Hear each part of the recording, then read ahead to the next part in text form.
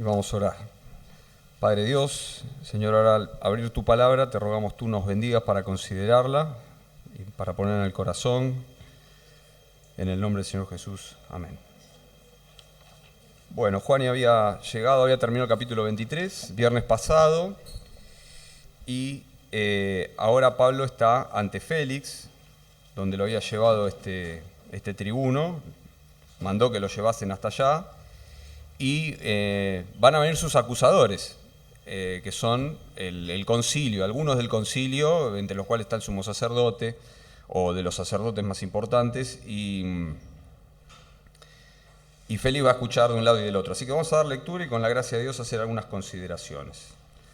24.1. 5 días después de los acontecimientos anteriores, descendió el sumo sacerdote Ananías con algunos de los ancianos y un cierto orador llamado Tértulo, y comparecieron ante el gobernador contra Pablo.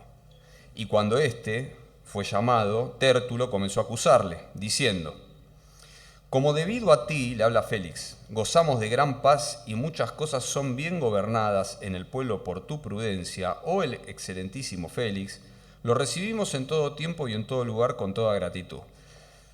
Pero por no molestarte más largamente, te ruego que nos oigas brevemente conforme a tu equidad, porque hemos hallado que este hombre es una plaga y promotor de sediciones entre todos los judíos por todo el mundo, y cabecilla de la secta de los nazarenos. Intentó también profanar el templo, y prendiéndole, quisimos juzgarle conforme a nuestra ley, pero interviniendo el tribuno Lisias con gran violencia le quitó de nuestras manos, mandando a sus acusadores que viniesen a ti. Tú mismo, pues, al juzgarle, podrás informarte de todas estas cosas de que le acusamos. Los judíos, que acompañaban a Tértulo, también confirmaban diciendo ser así todo. Habiéndole hecho señal el gobernador a Pablo para que hablase, éste respondió: porque sé que desde hace muchos años eres juez de esta nación, con buen ánimo haré mi defensa. Como tú puedes cerciorarte, no hace más de 12 días que subí a adorar a Jerusalén. Y no me hallaron disputando con ninguno, ni amotinando a la multitud, ni en el pueblo, ni en las sinagogas, ni en la ciudad. Ni te pueden probar las cosas de que ahora me acusan. Pero esto te confieso, que según el camino que ellos llaman herejía, así sirvo al Dios de mis padres, creyendo todas las cosas que en la ley y en los profetas están escritas, la Biblia escrita hasta el momento, teniendo esperanza en Dios, la cual ellos también abrigan, de que ha de haber resurrección de los muertos, así de justos como de injustos. Y por esto, porque hay resurrección de justos e injustos, procuro tener siempre una conciencia sin ofensa ante Dios y ante los hombres. Pero pasados algunos años vine a hacer limosnas a mi nación y presentar ofrendas. Estaba en ello cuando los judíos de Asia me hallaron purificado en el templo, no con multitud ni con alboroto. Ellos debieran comparecer ante ti y acusarme si contra mí tienen algo. O digan estos mismos si hallaron en mí alguna cosa mal hecha cuando comparecí ante el concilio. A no ser que estando entre ellos prorrumpí en alta voz acerca de la resurrección de los muertos, soy juzgado hoy por ustedes.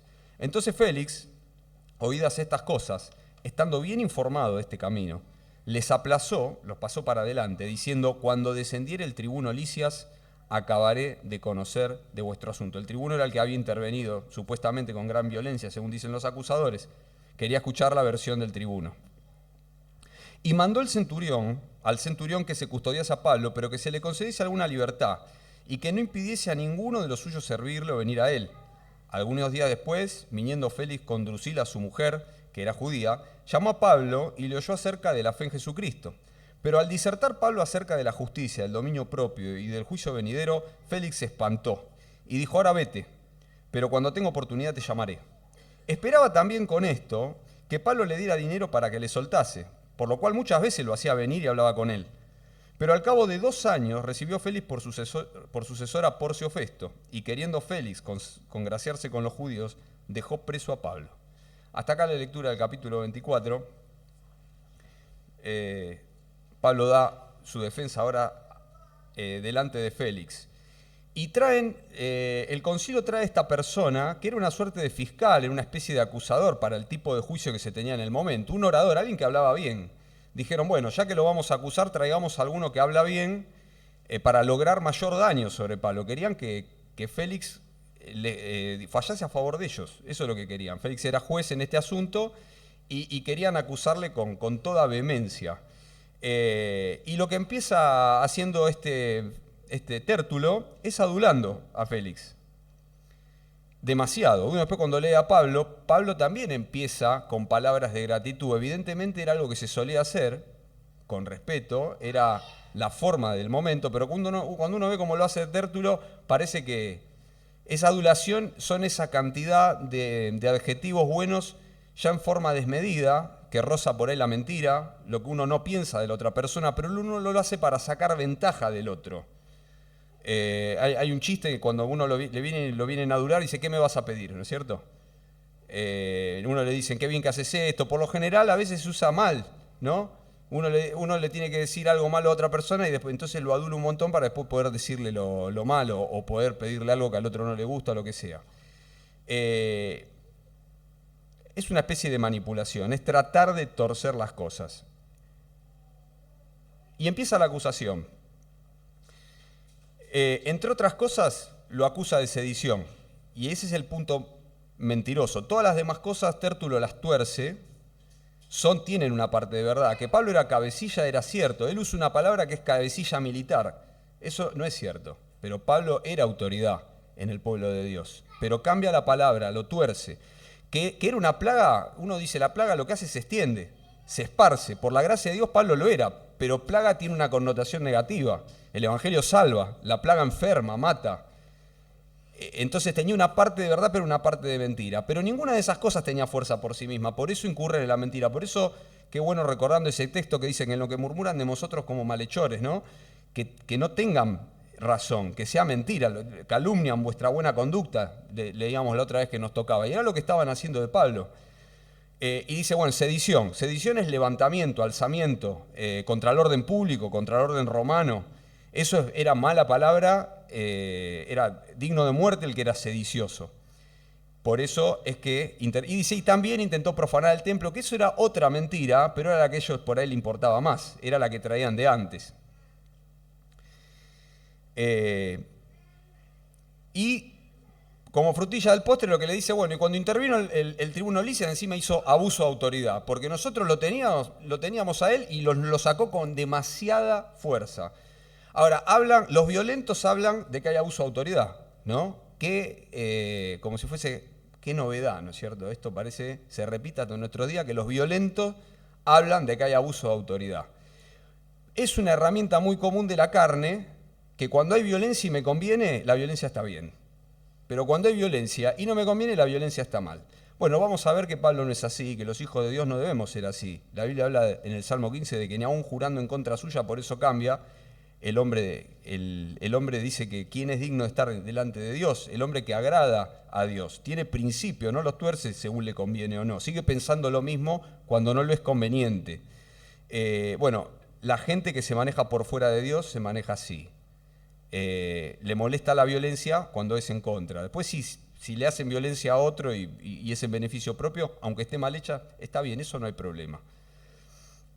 Y después le toca a Pablo defenderse. Y vemos cómo al que honra, honra, al que respeto, respeto, se conduce a Félix como corresponde, hace una introducción breve, aparentemente es la forma que se tenía en ese momento, pero no lo adula, no cae en esas cosas. Y uno empieza a ver, uno dice, ¿cómo estamos en desventaja los hijos de Dios? Humanamente hablando, hermanos, si no fuese por Dios, que está detrás de todas las cosas y que sabe todo, estamos en desventaja respecto de los incrédulos, en un montón de situaciones, porque ellos usan de este tipo de cosas y nosotros no podemos. Porque si lo hacemos, dejamos de estar bajo el amparo de la voluntad de Dios, dejamos de estar en el amparo. El que habita al abrigo del Altísimo morará bajo la sombra del Omnipotente. Dejamos de estar a su abrigo si nos salimos de lo que a Dios le agrada y tratamos de usar estratagemas de hombres para solucionar los problemas. Por eso Dios nos dé la fe. Pablo era un hombre de fe, lo tenía, y empieza así. Y él dice, bueno, no te pueden probar nada de lo que te dicen. Y además no es cierto. Y yo pensaba, qué bien que se defiende Pablo. Dios le dio una gracia especial. Yo a veces pienso, si yo me tuviese que defender así, no tendría ni la mitad de la gracia que tuvo Pablo, que además Pablo humanamente estaba en desventaja igual, y yo estaría más en desventaja, pero qué bien que hace pensar cómo Dios está detrás de todas las cosas. Y aún uno con lo que tenga, Dios a uno lo ayuda. como le dijo una vez Jonatán al paje de armas, ¿no? Para Dios no es difícil salvar con muchos, con poco. Dios te haya dado mucho para hablar, te haya dado poco para hablar. Dios es tu defensa, igual que la mía, en el momento complicado. Y pensando en eso, me acordaba en la oración de David, ¿no es cierto? Cuando él ora, entorpece el consejo de Aitofel. Cuando se le venía el hijo, se le venía Absalón, él ora porque él sabía que el consejo de Aitofel era certero, que lo iban a matar, y él ora para que el hijo Absalón no tome el consejo de Aitofel, tome el del otro, bueno, no me acuerdo el nombre, Usai. Tome el de Usai. Y así fue, porque Dios lo quiso. Y me acordaba de estos salmos también. Dice, no lo busquen, el Salmo 27 dice, no me entregues a la voluntad de mis enemigos, porque se han levantado contra mí testigos falsos, y quien habla calumnias. Hubiera yo desmayado si no creyese que veré la bondad de Dios en la tierra de los vivientes. Aguarda al Señor, esfuérzate y aliéntese tu corazón, sí, espera al Señor. Esta es una oración hecha en la presencia de Dios, inspirada por el Espíritu Santo, que en una situación injusta uno puede llegar a ser, como Pablo en este momento. Encomienda a Jehová tu camino, confía en él y él hará. Exhibirá tu justicia como la luz y tu derecho como el mediodía. Y pensaba cuando Pablo se defiende, que le dice, no te pueden probar todo esto. Ni yo estaba haciendo lo que ellos dicen, no solamente no en el templo, ni en la ciudad, ni alboroto, ni con uno solo. Y yo pensaba en los antecedentes policiales, ¿vieron? Porque después este hombre, Félix, que era corrupto, que no lo soltó a Pablo por una conveniencia política al final. Todo en las manos de Dios, hermanos. Pablo cuando escribía decía, yo soy preso de Jesucristo, no soy preso de Félix, yo estoy preso por la voluntad de Dios. Él lo decía, pero bueno, es la voluntad permisiva de Dios con alguna razón. Este hombre, cuando le permite que tenga visitas, eso a nosotros nos está dando la pauta implícitamente de que él entendió que no era un sedicioso. Si es un sedicioso no permite visitas. Él entendió que no era un preso peligroso. Y diciendo lo que dice el texto al final, da a entender que él sabía que podría haberlo dejado libre. No le convenía políticamente por el concilio, no le convenía políticamente por los judíos, pero él sabía que no tenía suficientes acusaciones para dejarlo preso. Y yo pensaba, es mejor la buena fama que el buen perfume. Era lo que tenía Pablo, porque Pablo no solamente se había conducido bien en esa situación, sino que él tenía esta conducta en todas partes. Él tenía esta conducta en todos los lugares donde iba. Pensaba en los textos que dice, conducíos con temor todo el tiempo de vuestra peregrinación, dice 1 Pedro 1:17. 1 Pedro 2:12 dice, manteniendo buena vuestra manera de vivir. Y sed sobrios y velad, porque vuestro adversario, el diablo, cual león rugiente, anda alrededor buscando a quien devorar. Todos textos que nos animan a que nuestra conducta sea sobria en todas las cosas, en toda nuestra manera de vivir. ¿Y qué ventaja que es eso de no andar en ningún tipo de exceso, en ningún tipo llamando la atención desmedidamente o de alguna manera socialmente incorrecta, por así decirlo, a la vista de Dios? Para que cuando surjan los inconvenientes, uno dice, los antecedentes de esta persona no tienen antecedentes. Es lo primero que se fijan cuando alguien está en una situación así. ¿Por qué no tiene antecedentes? Porque se conduce así. No es una casualidad. Entonces, este hombre evaluando eso y evaluando de quién venía, dijo, bueno, es inocente, pero yo no lo largo. Bueno, eso ya está en las manos de Dios. Pero ya se sabía que era inocente, aunque Félix no lo dice. Y Pablo dice que después de decirle, mira, no te pueden probar nada, todo esto no es cierto. Pero yo te digo acá lo que pasa. Acá lo que pasa es que yo dije que hay resurrección de los muertos y a ellos les molestó. Y yo dije que la Biblia es cierta y que la creo desde que empieza hasta que termina y a ellos les molestó. Y eso es lo que les molesta a ellos. Ese es el problema. Y con una maestría impresionante no se pone a explicar por detalles. Porque uno diría, bueno, ¿cómo le explico? A ver, en detalle. Bueno, porque como va a haber resurrección de muertos, es la promesa que está en el Antiguo Testamento. Entonces esto va a ser en el futuro. Ahora resucitó Jesucristo, que vino y después vamos a resucitar nosotros. No, Dios le da la gracia de resumirlo. Le dijo, mira, acá el problema es este, con 2 o 3 palabras. Y dijo la verdad, es lo que es la verdad. Le dijo, mira, yo no hice esto, el problema es este. Y dijo, y por esa causa, porque hay resurrección de muertos, ergo, todos vamos a comparecer delante de Dios. Hay resurrección, dice, de injustos y de justos y de injustos. Esto habría que mostrárselo a los testigos de Jehová, ¿no? Que dicen que solamente van a resucitar los que están convertidos, los salvos. Va a haber resurrección de justos y de injustos, en dos tiempos diferentes, los justos para vida eterna y los injustos para muerte eterna. Lo dijo el Señor Jesús también. Porque hay resurrecciones que vamos a dar cuenta de lo que hicimos. Y porque vamos a dar cuenta de lo que hicimos, es que yo procuro tener una buena conciencia. ¿Y cómo contrasta con Tértulo y con los demás judíos, ¿no? Que no tienen principios, que usan estratagemas de hombres, que la violencia es mala si no me conviene. Y Pablo es íntegro, una sola pieza. Él siempre piensa lo mismo, cuando está preso o cuando está libre. Qué bendición, qué aliento que es para nosotros y qué desafío también para poner delante, para poder ir en pos de eso. Es íntegro, es sin doblez.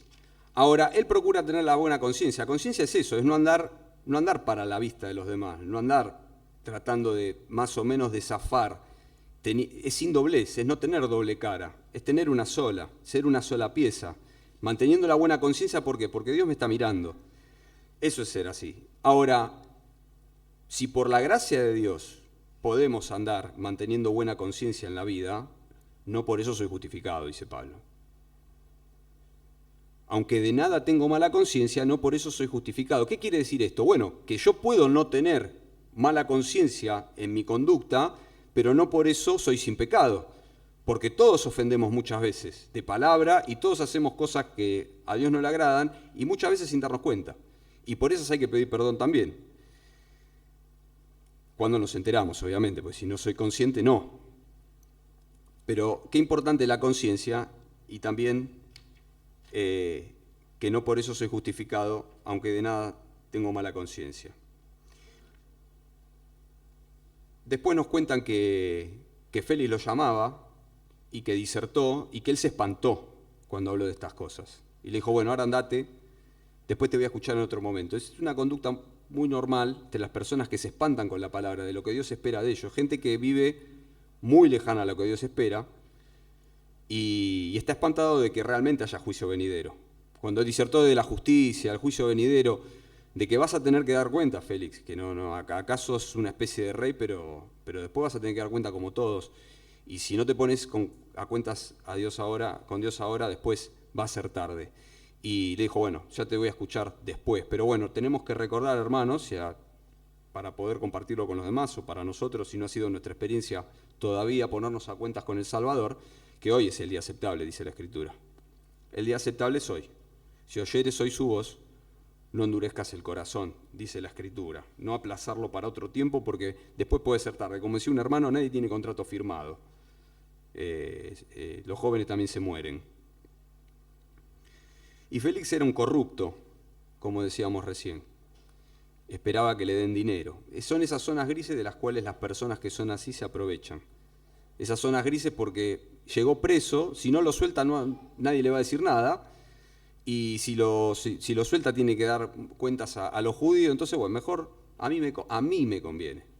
La Biblia habla mucho de los que juzgan, en el Antiguo Testamento hay muchos pasajes que tienen que hacerlo con justicia, no pervirtiendo el derecho, no tomando cohecho, que es la coima, lo que él quería. Bueno, este hombre era completamente lo opuesto. Si en algún momento Dios nos da la gracia de tener la posibilidad de decidir en algo, alguna responsabilidad, recordemos que Dios nos está mirando y que tenemos que hacer justicia, aunque no nos convenga.